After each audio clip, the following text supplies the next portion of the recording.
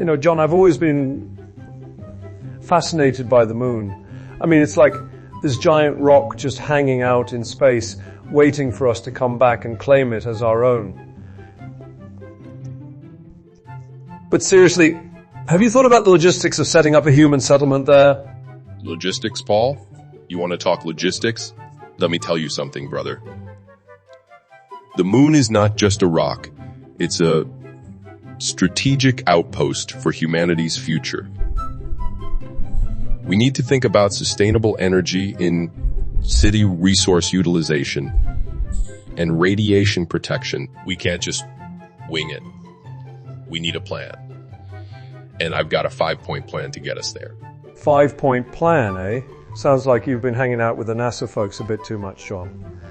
But seriously, have you thought about the psychological impact of living on the moon for extended periods? I mean, it's not exactly the most, shall we say, lively place. Psychological impact. Paul, you're thinking like a beetle, not a pioneer. We're not going to the moon to have a love-in.